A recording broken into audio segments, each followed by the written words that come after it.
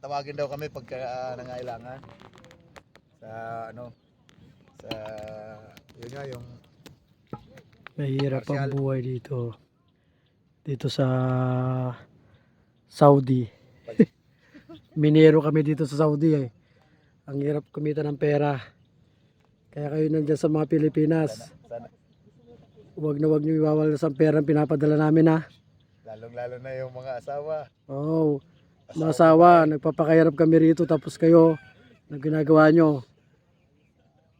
Waldas kayo ng waldas ng pera. Okay lang yun. So wag lang kayo manlalaki.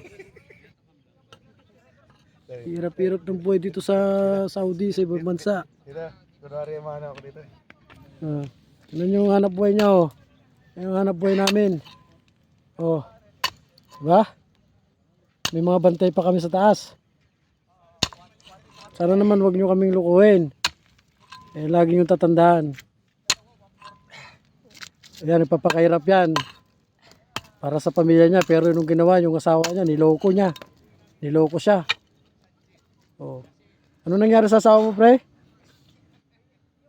Nag-asawa ng iba pare. Oo, di ba? Kaya sama ng Oo. ano ko eh.